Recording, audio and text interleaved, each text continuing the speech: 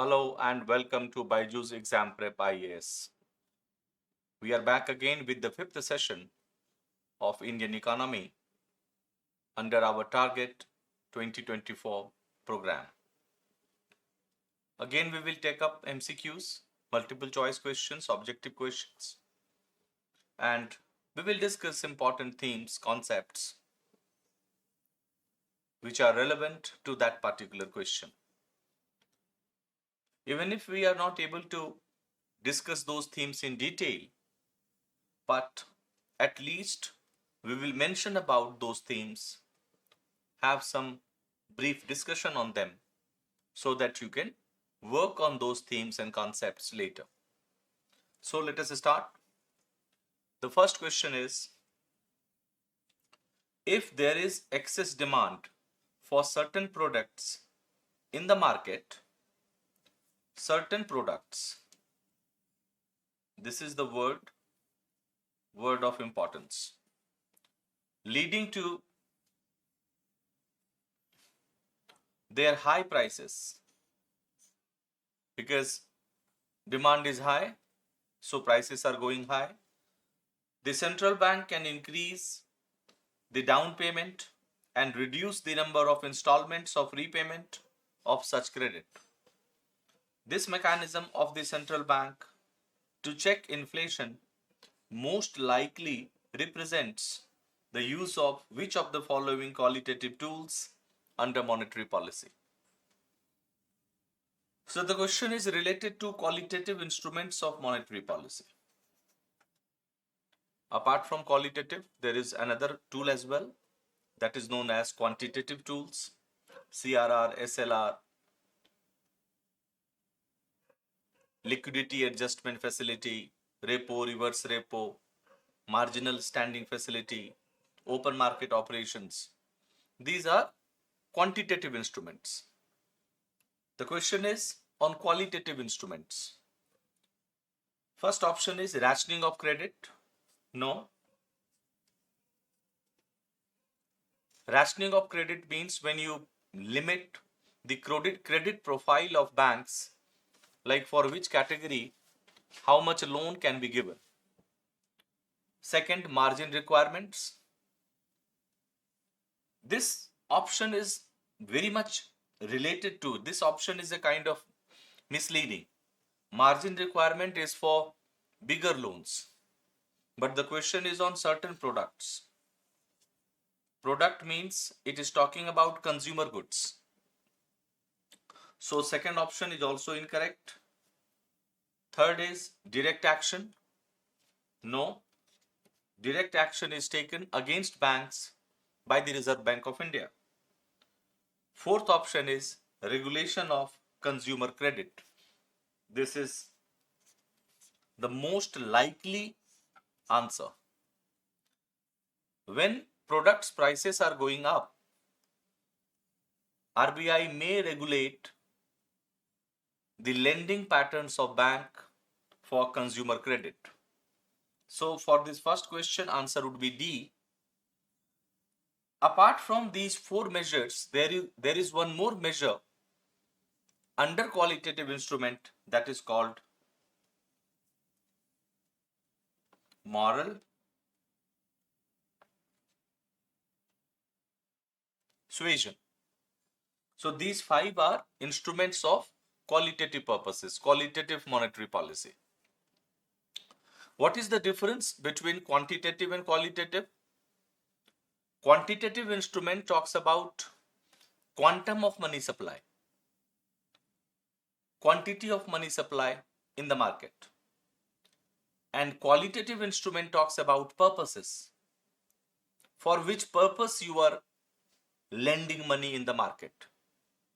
If the purpose is productive, for example, industrial loans, agricultural loans, these are productive purposes because some goods or some services are getting produced. Supply is also being taken care of. But if purpose is simply to buy consumer durables in the market, say personal loan, credit card, loans for consumer durables, these are considered as of lower purposes, and that is why whenever RBI feels that there is inflationary trend in the market, those loans which are of inferior quality with regards to purposes are restricted, regulated by RBI. So for the first question, answer is D for Delhi. Second question, in the context of the bank's provisioning coverage ratio is calculated by option A, dividing the total value of the bank's provisions for bad loans by the total value of its non-performing assets. This option is correct. Provisioning means whenever banks lend money in the market or to different clients, at the onset only, banks set aside certain amount of money from their profit into that account. For example, if that loan goes NPA, that loan becomes non-performing assets, then this provisioning will help recover the losses of the banks. So this, how much amount is to be provisioned is decided by RBI. It ranges between 10% to 20%. Now it is RBI's discretion to increase it further beyond 20% as well. So if RBI increases provisioning ratio, that means banks have to set aside more quantity of money from their own profit. That means banks' lending capacity will go down. So provisioning coverage ratio is the first option, option A. Second option, dividing the bank's capital by its total risk-weighted assets. This is not provisioning coverage ratio. This is called CAR, capital adequacy ratio, or another name for this is CRAR, capital to risk asset ratio, and its formula is total capital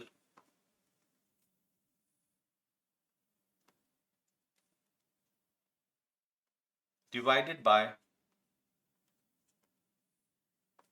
total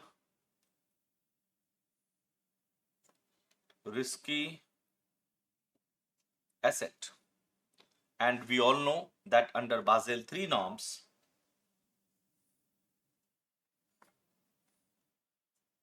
which was enforced from 2010, CAR has to be 8% for the banks. But as a precautionary step, RBI has made it 9% for Indian banks.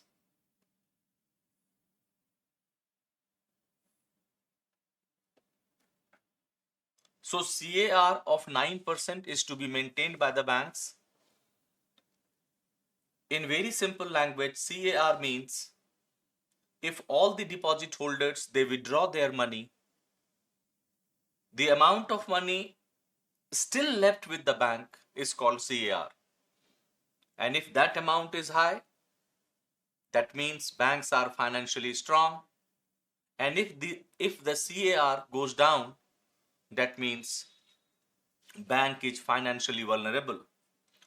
So this is the formula of CAR. Third option, dividing a bank's total loans by its total deposits. This is called LDR, loan to deposit ratio. Loan to deposit ratio means if bank has to give some money in the market as loan, how much deposits that bank is mobilizing, because based on the deposits only banks will lend. So LDR measures bank's capacity to lend or mobilize funds for lending purposes. So third option is also not correct. Fourth option, dividing a bank's operating expense by its operating income. That shows bank's managerial efficiency. That the formula is, or it is known as CIR, capital to income ratio. So in this question, option D is also incorrect. Correct answer is A, provisioning coverage ratio. Next question. The legal identity identifier is a global reference number that uniquely identifies every legal entity or structure that is party to a financial transaction in any jurisdiction. The issuance of LEI in India is under the purview of, very simple, this Legal Entity Identifier India Limited. Legal Entity Identifier India Limited is a wholly owned subsidiary of Clearing Corporation of India. RBI issued certificates for that. And which act authorizes RBI to issue this? Act was of 2007, Payment and Settlement Systems Act, PSSA. So for this question, answer is A, B, C and D. These three options are incorrect. Next. In the context of the economy, what do you understand by the term shadow banking? Shadow banking means, first understand the meaning of shadow banking. It was the Narsimhan Committee who first propounded this concept, because in India, banking penetration was very thin, and because of that, government or RBI was unable to mobilize funds from the domestic savings or rural savings. Now, if you start establishing new branches of the banks, it will have some impact on bank's financial health, because opening a bank branch requires good amount of funding. That is why the concept of narrow banking, shadow banking was propounded, and NBFCs, non-banking financial companies, are the best example of shadow banking. That means they are banks, but they do not need to comply with the same standard of restrictions and regulations under Banking Regulation Act 1949. So in the context of this definition of shadow banking, look at the options. It refers to an illegal foreign exchange market. No, incorrect. It refers to provisions of accessing banking related services without actually going to the bank branch. This is online banking. This is kind payment banking. So second option is also incorrect. Third, it refers to the non-bank financial intermediaries that provide services similar to those of traditional commercial banks. This option is correct. And this is how NBFCs have been defined. An NBFC was conceived on the very principle to increase banking penetration in rural India. That is why option C is correct. Option D, it is a term coined to denote the crony capitalism in banks. No, incorrect. So in this question, answer is C. Next question. Which of the following is not an advantage of buyback of government securities by the government of India? Understand the question. Government is buying back its own security. That means government is giving money and taking security back, right? Suppose in the past, government had issued securities, correct? Now government is buying those securities That means government needs to pay the principal and interest amount. Government's expenditure will increase for the time being. Because if government is taking those securities back, government will have to give some cash as well, some money as well. And that will be counted as government's expenditure, right? So, for this question, if government is buying back its own securities, government is selling out its cash. That will broaden the fiscal deficit of the government for that year. In this light, look at the options. It allows the government to extend the maturity date of outstanding government securities. This option is prima facie incorrect because it is buyback. So this option is incorrect. It increases liquidity in the secondary government security market. No, incorrect. Third, it reduces the gross fiscal deficit of the central government. This will not be the advantage of buying back because it will increase fiscal deficit, not decrease. Question is related to not an advantage. Read the question carefully. If government buys back its government securities, what advantage it will not get? First advantage, correct. Second advantage, correct. Third is not the advantage, rather its opposite is true. So it reduces the gross fiscal deficit. No, it will increase. And fourth option, it eases the redemption pressure on the government in the immediate following year, correct. This is an advantage. A, B and D, these three options are advantages. Question is on not an advantage. That is why correct answer would be option number C for this question. Next question. Which of the following statements best describes the situation of debt overhang? Debt overhang means when your current income is not sufficient or it is 100% exhausted in doing debt servicing. When you borrow that much, or if your borrowing is high, then whatever income you are receiving, you have to pay as principal or interest. That is overhang. When you do not have sufficient spared income. Next level, if you cross debt overhang, that is called debt trap.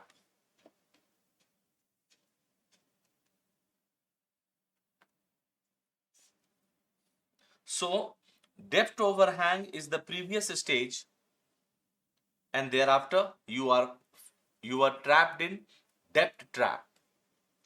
In this light, look at the option. A situation in which a debt is difficult or impossible to repay. No, that is debt trap. Second option. A situation where all current income gets used up in repaying the accumulated debt. This is the correct answer. C. A situation in which underlying debt is written off. No. And D option, none. So debt overhang, you are able to pay, but then there is nothing left with you. Your entire income is exhausted in the process of repayment of debt itself. So for this question, correct answer is B for Bombay. Next question. Which of the following are the functions of money? Store of value, correct. Unit of accounting, correct. Medium of exchange, correct. The most famous definition, the most popular definition of money is, it is a medium of exchange. But even if I am not using my money for the purpose of medium of exchange, still I keep it because I know it is a abode of purchasing power or it is a store of value as well. And when I compare money or money with different people, like suppose X has huge money, Y has less money, here it is unit of measurement as well. So money performs three functions. One, medium of exchange. Second, abode of purchasing power or store of value. And third, it is unit of measurement as well. So answer would be D for Delhi, 1, 2 and 3. All three are the functions of money. Now, next question. Consider the following. First, currency. Second, net demand deposits held by commercial banks. Third, net time deposits of commercial banks. Fourth, total deposits with post office savings organizations, excluding national savings certificates. Question is, which of the above form components of broad money? If you have studied the concept of narrow money and broad money, M1 is equal to C plus DD plus OD. This is called narrow money.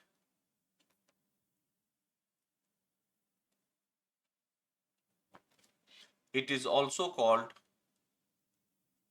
most liquid money. Then you have M2 is equal to M1 plus PO, post office savings. Then you have M3, M2, M3, M1 plus TD, term deposit, time deposit. And then we have M4 is equal to M3 plus PO. This M3 is called broad money and M4 is called least liquid money. So M3 is broad money. According to it, option 1, 2 and 3. POs are covered under M2 and M4. And M4 is not broad money. That is why here correct answer would be C, first, second and third. Because this Indian classification, which is prevalent from 1st April 1979, M1, M2, M3 and M4, and this is based on US classification of M and AMR, money and aggregate monetary resources. But for your information, in 2012, this measurement of supply of money, the formula has been changed based on Dr. Y.V. Reddy committee.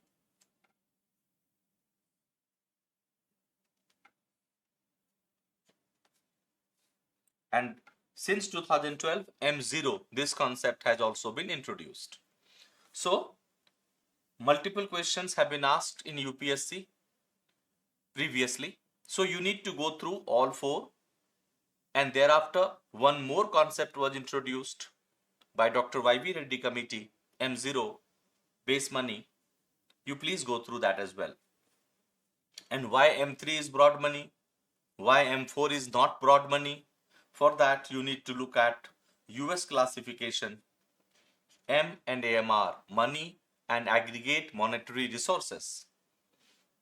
Then you will completely comprehend the whole concept. Next question. Consider the following statements regarding bear market. Opposite to bear market is called bull market. Bulls are those who buy shares because they have this apprehension that tomorrow share prices will go up. So today only buy. So if bullish mood is prevailing in the market, share market will go up. Just opposite to it is bear market, where people sell shares thinking that tomorrow share prices might go down. So today only sell and dispose of the shares. So if bearish mood is prevailing in the economy, you will find share market going down, more people are selling shares. In this light, look at the option. It is a market that is on the rise. No, because this is a feature of bullish market. Second, in a bear market, investors rush to sell their stocks instead of buying. Correct. Third, during it, the country's economy is strong and employment levels are high. No. Because if economy is strong, people will buy shares.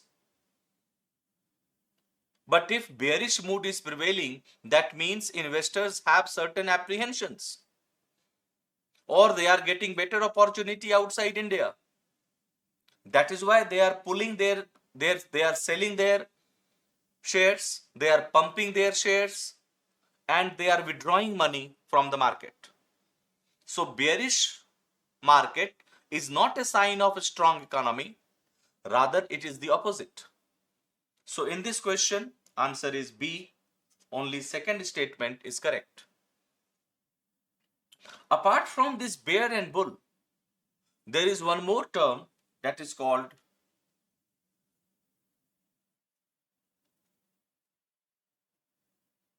real bull. These are hedge funds.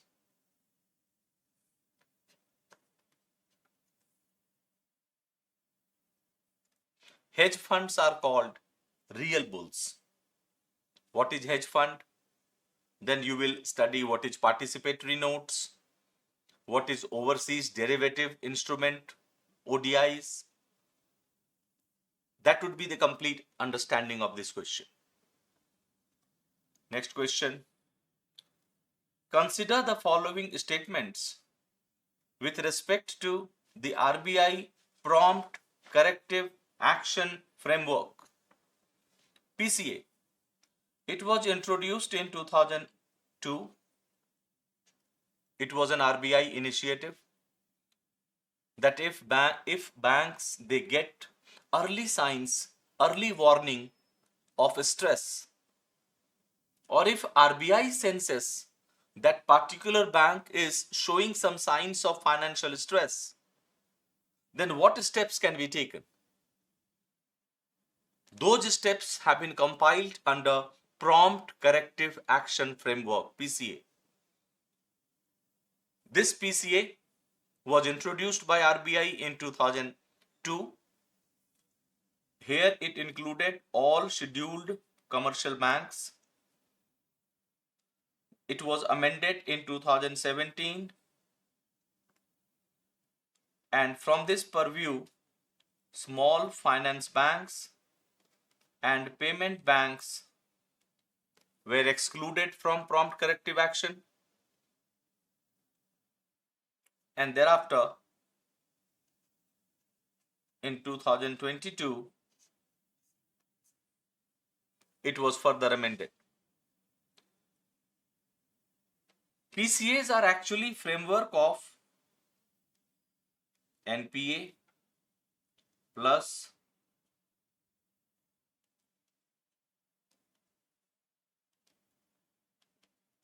profitability of banks plus return on assets, or you can call it ROA plus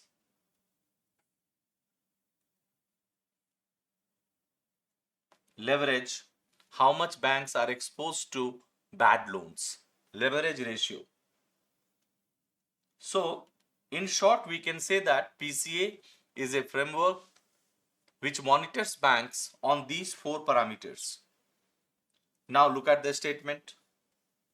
RBI may allow PCA banks to incur capital expenditure only to upgrade technology. Correct?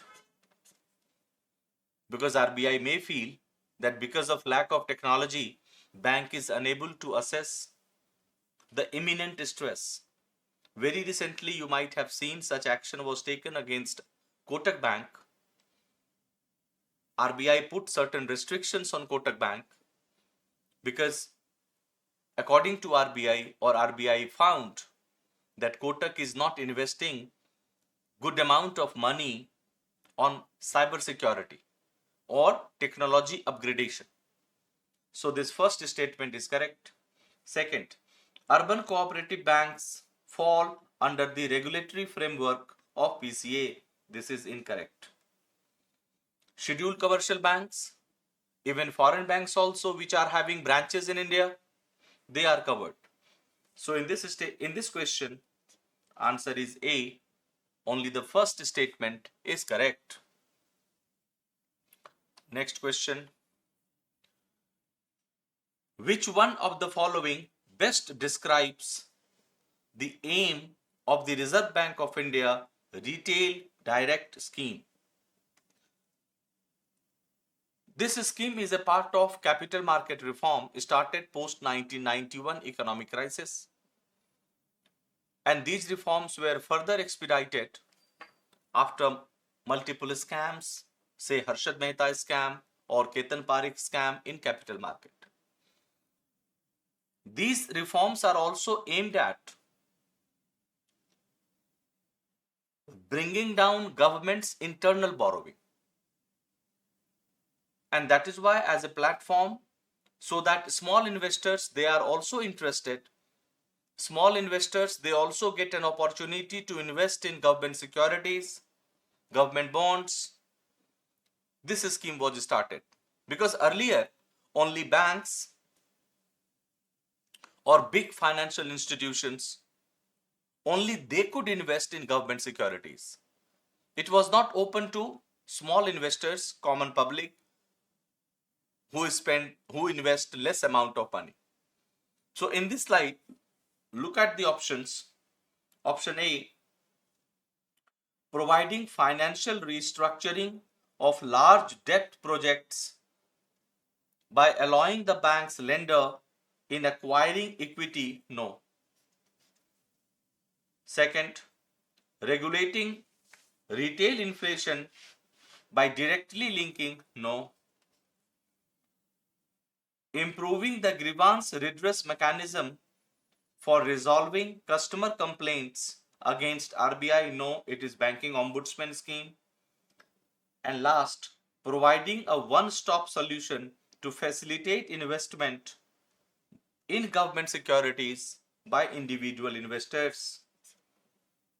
So this fourth option is correct. So it was in news 4-5 months back. Actually, it was started in 2021. In December 2023, certain amendments were carried out to make it more attractive and effective. So for this question, answer is D. Next question. It was in first, consider the following statements regarding minimum alternate tax, MAT. It was introduced in 1988, but due to economic crisis of 1991, it was discontinued.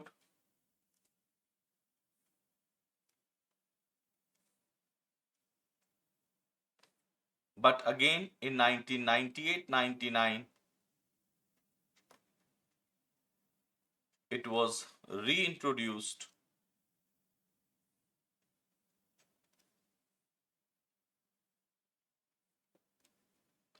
So the first statement, it was first introduced through the Special Economic Zones Act of 2005. This is incorrect because it was first introduced in 1988. Second, it cannot be imposed on companies that are a unit of the International Financial Services Center Gift City, that is located in Gandhinagar, and deriving its income solely in convertible foreign exchange.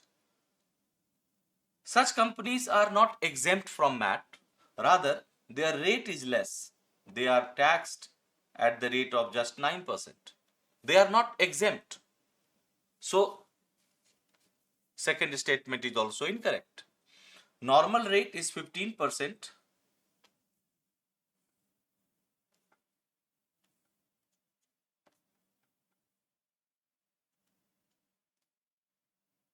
But if a company is located in IFSC Gift City, then the rate of MAT is lowered. They are taxed at the rate of 9%. They are not exempt. So in this question, both these statements are incorrect. That is why correct answer would be D for Delhi. Both statements are incorrect. MAT is levied on companies. Those companies which earn profit, which distributes dividends to shareholders, but still they do not pay corporate tax to the government, taking advantage of corporate taxation. That is why to plug that loophole, MAT was introduced. But if individuals do this, as I said, MAT is on companies. But if an individual tries to bypass income tax and tries to go for aggressive tax planning and do not pay taxes, then for them it is AMT, alternate minimum tax, borrowed from America. So here friends, what you need to understand is how MAT is levied. MAT is levied on book profit or gross profit, but corporate tax is levied on net profit. You need to work on the distinctions between gross profit, net profit. Whenever you study MAT, do a simultaneous study of AMT as well and corporate tax as well. So for this question, answer is D for Delhi. Next question is, what is the concept of the lump of labor fallacy in the context of employment? Lump of labor fallacy means when people believe that job opportunities are limited, and if I join any work, actually I am taking job of someone else. This fallacy is called lump of labor fallacy. Because if I am employed somewhere, I am suffering from a guilt that I have taken the services of or job opportunity of someone else. That is lump of labor fallacy. In the context, look at the option. The belief that the total amount of work available in an economy is fixed. Absolutely correct answer. Second option, the idea that workers should be paid based on the quantity of no, incorrect. Third, the notion that technology always leads to increased employment, wrong. The concept that labor is the only factor of production, wrong. So lump of labor fallacy believes that job opportunities are limited, and if someone is getting employed, actually he or she is taking job of someone else. So for this question, answer is A. Next question. Which of the following is or are part of production taxes? Suppose there is manufacturing.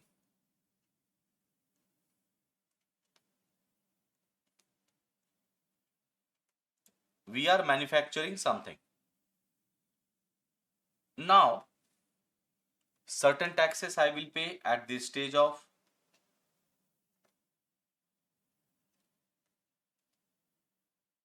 production, and second tax I will pay at the stage of product. Like suppose if I get my land registered, because I have to establish a manufacturing plant, I will pay stamp and registration fee. If I employ people, or if I obtain certificate or licenses from the government to produce something, I will pay tax on profession.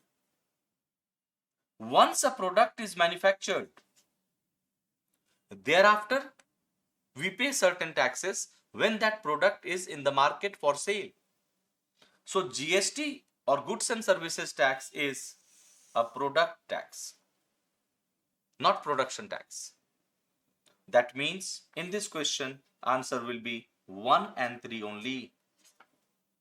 Because second, goods and services tax is a product tax, excise duty is a product tax, customs duty is a product tax. These taxes are levied once production is completed. Once product is manufactured, then these taxes are paid.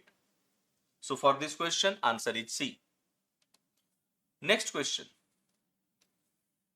Which of the following best defines the anchor investors? A. High net worth individuals who invest their own money into startups. This is called angel investing. Second, an individual who works as part of a financial institution and is concerned with raising capital for corporates. No, this is also incorrect. A company that deals mostly in international finance, business loans for companies and underwriting. Incorrect. And last, institutional investors who are offered shares in an IPO a day before the offer opens. This option is correct. Anchor means who is actually the main sponsor. You need anchor investor so that to enthuse the market.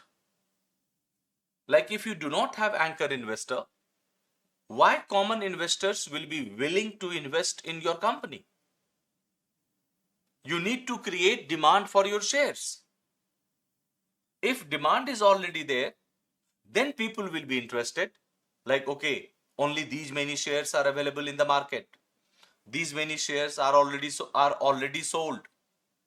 So anchor investors are kept by a company before going for an IPO to raise demand and confidence in the market, so that market or common investors, they are willing to invest in that company. So in this question, correct answer is D for Delhi, anchor investor. Next question. Consider the following statements. Statement 1. The first 5-year plan in India emphasized on investment in heavy industries in order to achieve industrialization for rapid economic development. The thrust area of first 5-year plan was not heavy industry. It was development of agriculture.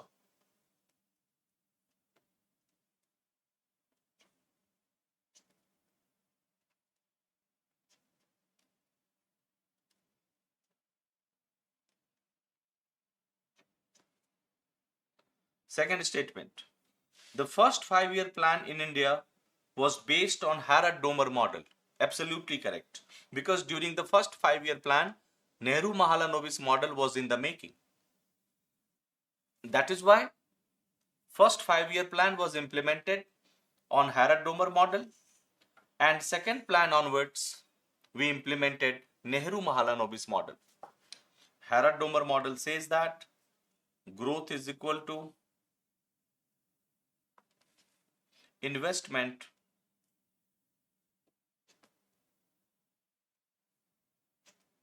divided by I-COR. So second statement is correct. First statement is incorrect. Answer is D for Delhi. Statement 1 is incorrect, but statement 2 is correct. Now what is Harrod-Domer model? Why we could not continue with Harrod-Domer model? Why did we implement Nehru-Mahalanobis model? All these points are important for both prelims as well as mains exam. First 5-year plan was based on development of agriculture. What were the thrust areas of subsequent 5-year plans that you need to work? Next question. Consider the following pairs. Objective, initiative. First is Bima Sugam. It aims to form a woman-centric insurance distribution channel. It aims to form a woman-centric insurance distribution channel. It is not the initiative under Bima Sugam, it is initiative under Bima Vahak.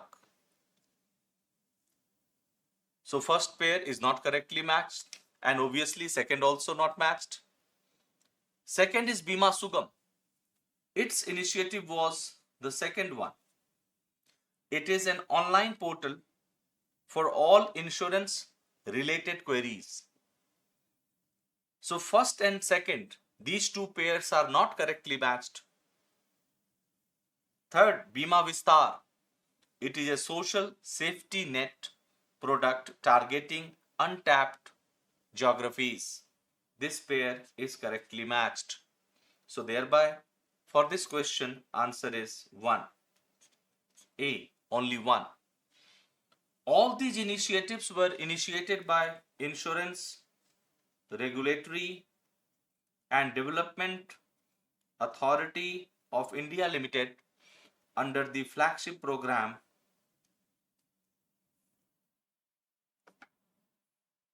Insurance for All. So for this question, answer is A. Next question. Investment facilitation agreement, sometimes seen in news, is being negotiated under A, World Bank, no. Look at the question, investment facilitation agreement. So it must be a plurilateral agreement. And hence answer would be World Trade Organization. B is also incorrect because Belt and Road Initiative is a Chinese initiative. It is related to creating infrastructure for which China provides loans, soft loans. So it does not come under investment facilitation agreement. And last is International Center for Settlement of Investment Disputes. This is an adjudicating body. So correct answer is World Trade Organization. And this agreement was concluded in 2017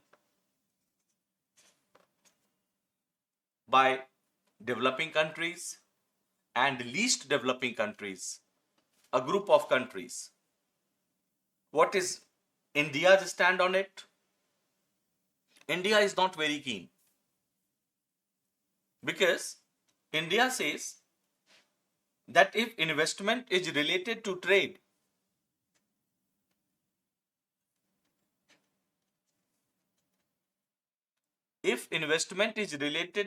in, say, goods, then already there is WTO agreement known as TRIMS,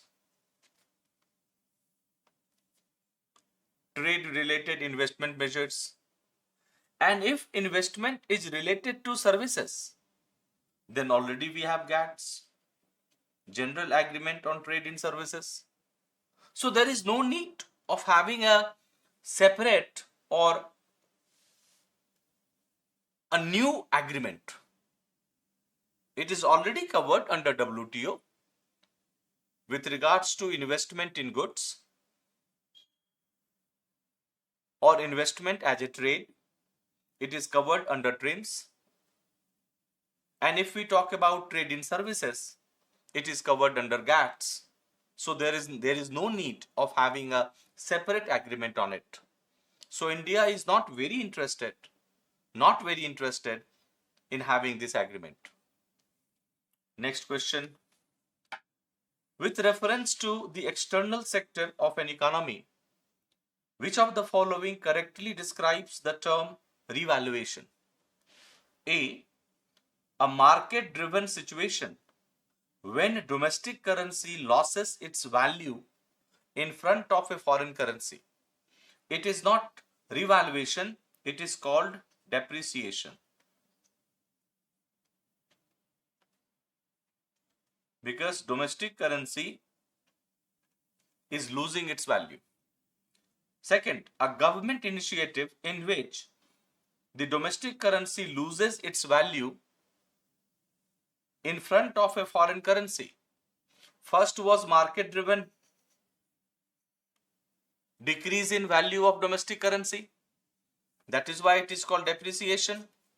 Second is government initiative through which value of domestic currency goes down. This is devaluation.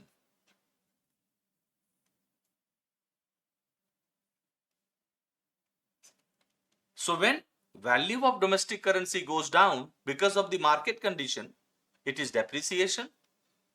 And when value of domestic currency goes down by any government policy, that is devaluation. This is the difference between depreciation and devaluation. Third, the act of raising the value of domestic currency against a foreign currency. This is called revaluation. And fourth, a market-driven situation when domestic currency increases its value against the value of a foreign currency. It is called appreciation.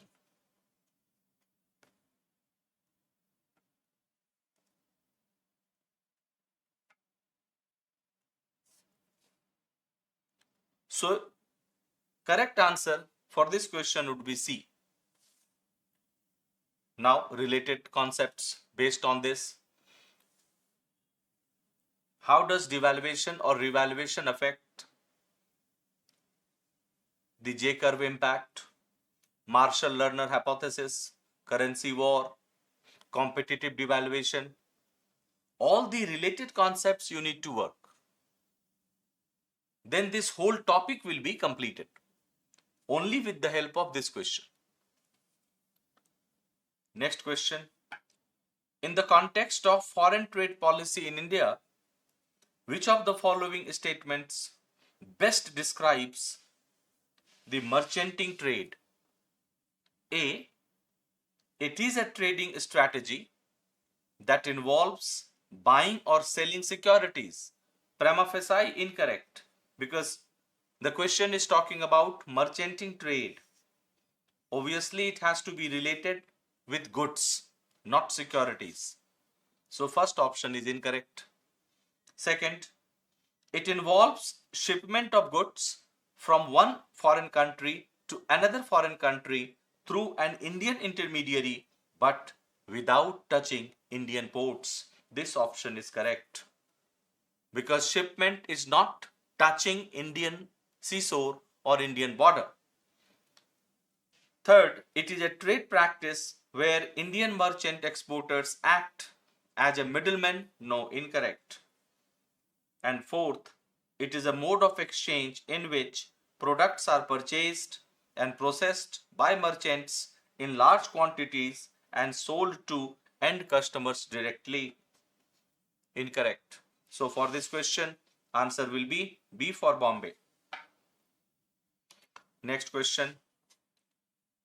Consider the following statements. A, Tarapur Committee, SS Tarapur Committee is related to capital account convertibility of Indian rupee. Absolutely correct. Second, Indian rupee is fully convertible on capital account. Incorrect. It is partially convertible.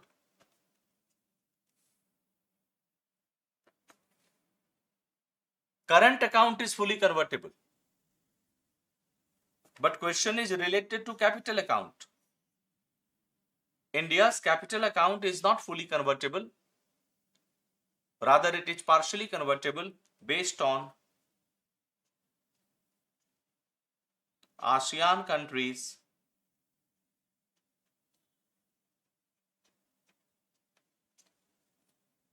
experiences. If you have studied international trade, you might have studied that 1998-99 crisis of ASEAN nations, Southeast Asian nations, that crisis is also called convertibility crisis because they made their capital account fully convertible. That led to the capital flight from these countries to other countries and their economies collapsed. So India, learning from those experiences, did not make its capital account fully convertible. Capital account is partially convertible in India. Current account is fully convertible. Third question, capital account transactions are regulated under Foreign Exchange and Regulation Act FERA in India. No, it is FEMA.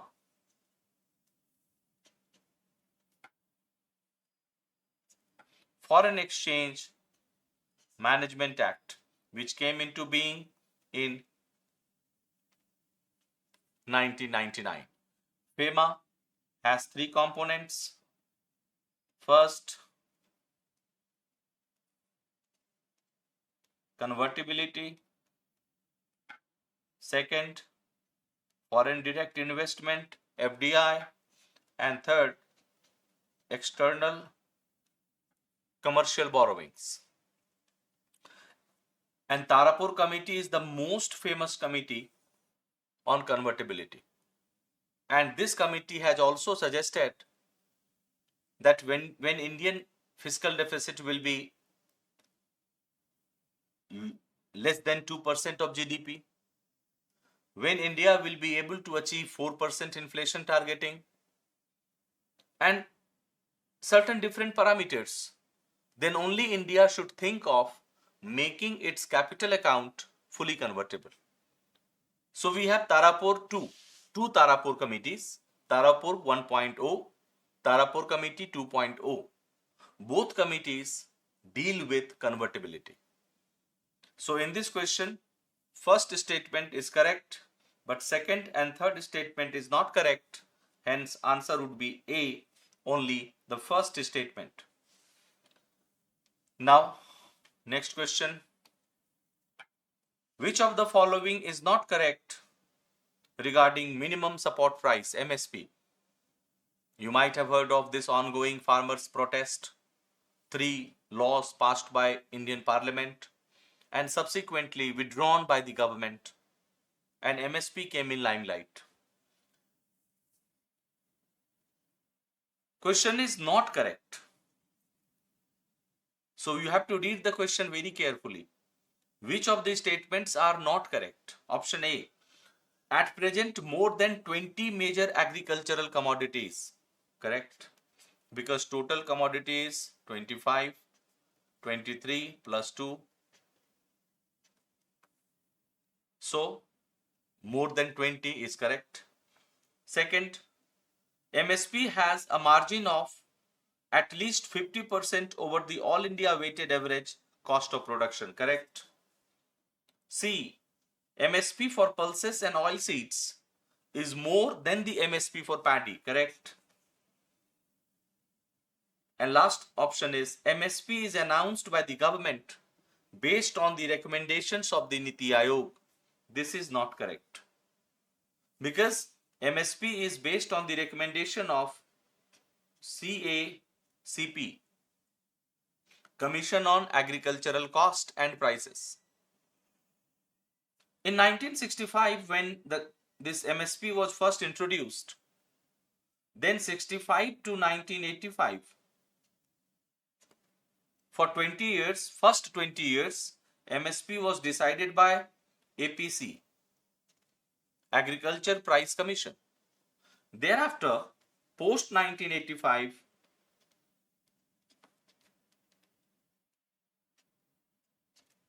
CACP was established, and today CACP gives recommendations to the government, and these recommendations are not binding on the government. That is why D is the answer, because only D is not correct. So for this question, answer would be D. And how MSP is decided? What is MSP? Related concepts. MSP, first, second, procurement price.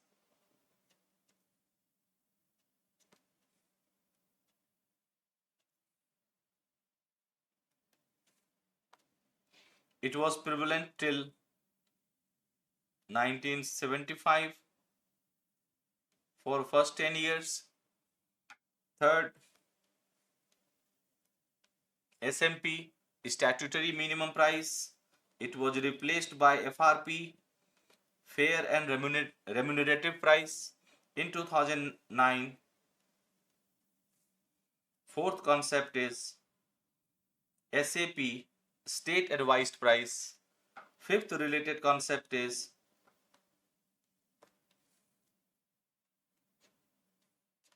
levy sugar.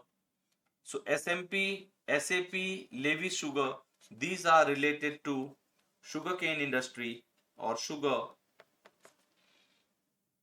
These concepts you need to understand. And whenever you discuss MSP, the concept of A2 plus FL, then C2 and C3 as well. In India, C3 is not prevalent, but in developed countries, C3 is also there. In India, C2 is MSP, C2 plus 50% profit as recommended by Swaminathan Commission, and that is the major demand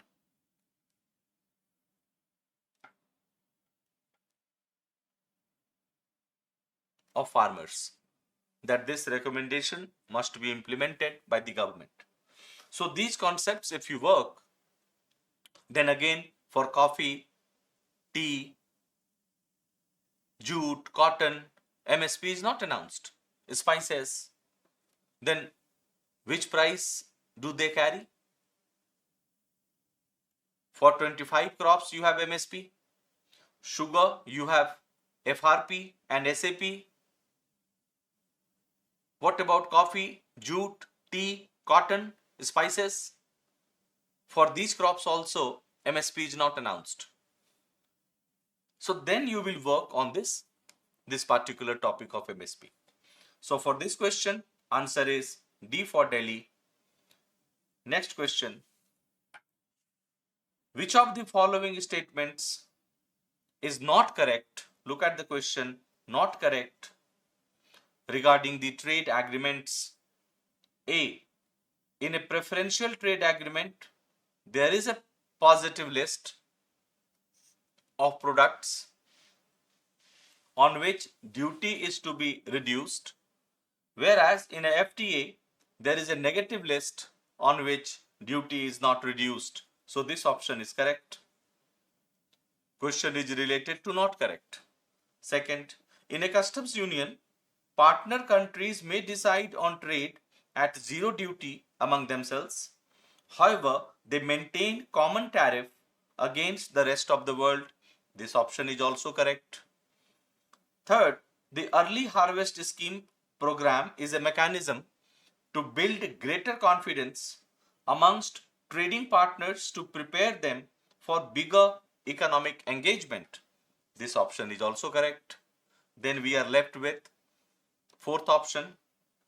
An FTA covers trade in goods and services only. The inclusion of word only makes this option incorrect. So this will be the answer. Because in FTA also, we can include intellectual property rights. We can include other provisions as well. But since the option is using the term only, that makes this statement not correct. So for this question, answer would be D. Now, what is FTA? What are the stages of economic integration, starting with most favored nation and reaching up to economic union or political union? We have only one union, that is European Union so far in the world. What are the different objectives? There are 6 stages of economic integration. All 6 stages you should be thorough with. So FTA, PTA, CECA, CEPA, these are components of that. Components of economic integration. When forces of globalization try to integrate the world into a common market, they have to pass through 6 stages of economic integration. And then our discussion on this topic will be complete. Now, next question. In the context of economic planning in India, the Sarvodaya plan was drafted by. Sarvodaya plan takes us to those plans which were submitted to the Britishers for the economic development of India. Here we have first plan in 1934 known as M.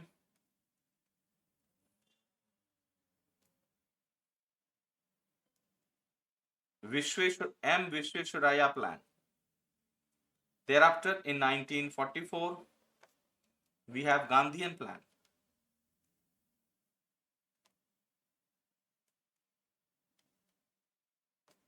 It was recommended or drafted by Shriman Narayan Agarwal.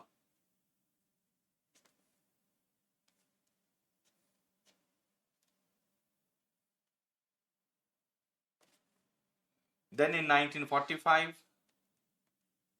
we have People's Plan.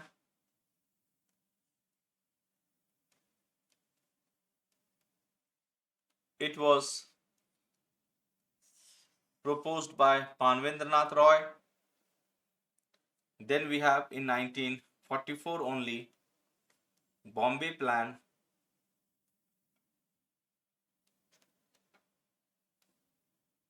It was drafted by 8 industrialists of Bombay. And then in 1950 we have Sarvodaya plan. It was propounded by Jai Prakash Narayan. So Sarvodaya plan talks about a kind of socialist society. So for this question, answer will be C.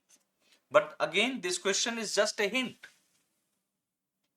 You need to prepare all those plans. And since Gandhiji is father of this nation, you study in some detail with regards to Gandhian plan propounded by Shriman Narayan Agarwal.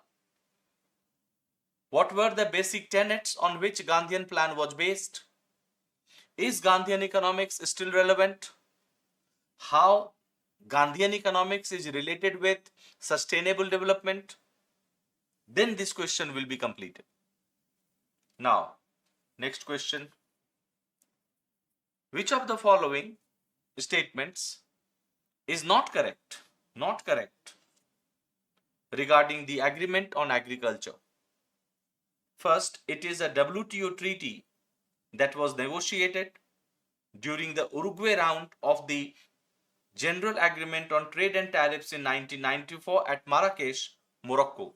This statement is correct.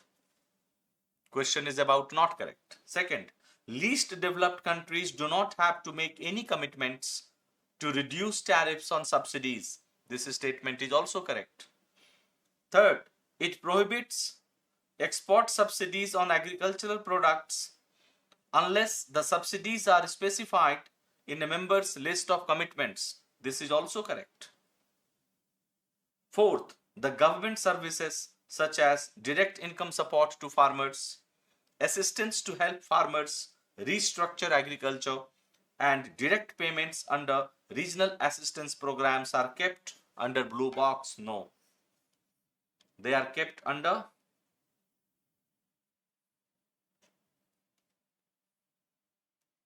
green box. So this statement is not correct, and that is why, since question is asking about not correct, option would be D for Delhi. For your information, AOA, that is Agreement on Agriculture, is based on three pillars. First is market access. Second is export subsidy.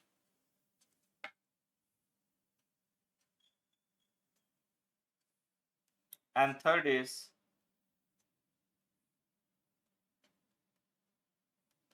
domestic support.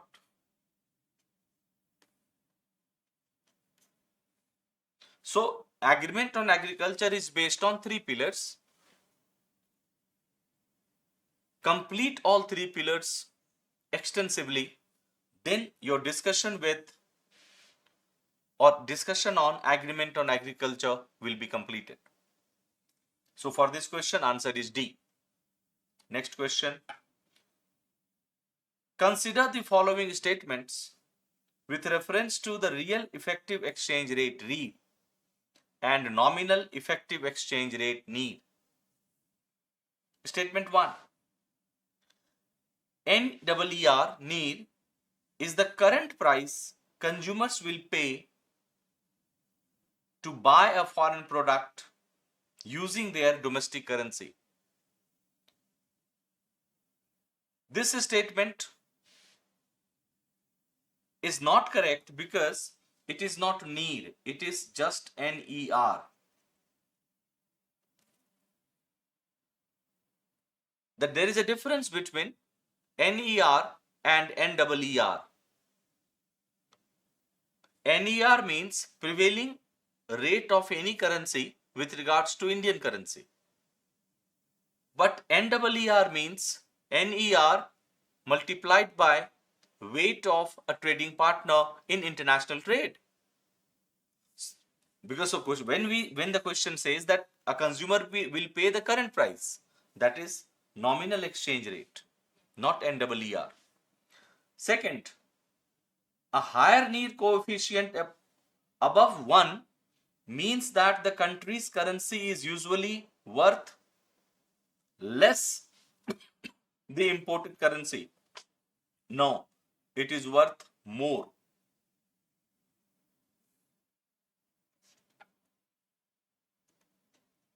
And third is, an increase in a nation's REER means that it is gaining, not gaining, losing. If you know what is NEER, NEER means NER, nominal exchange rate. Nominal exchange rate means the rate of any currency prevailing today at this time. Suppose $1 is equal to 83 rupee today. That is NER. But when I multiply this with US trade weight, this becomes NEER. And REER means real exchange rate multiplied by again trade weight.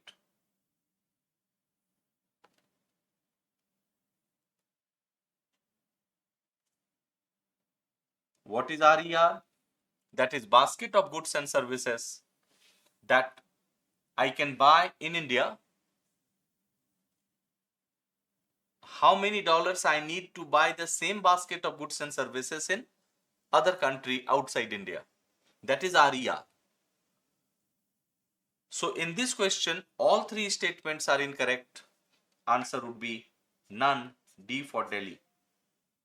In this question, you need to completely prepare the whole concept of NEER, REER, its importance in international trade, how many currencies RBI consider in the basket. Say for NEER it is 6, for REER it is 40.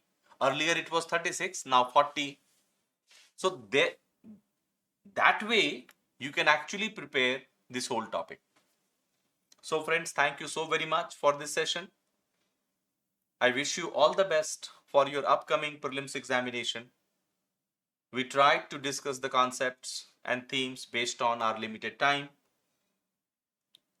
But if we prepare any particular question with all the backend and extended information, one question can help me revise more than 10 concepts. Thank you so very much. All the best for your prelims exam.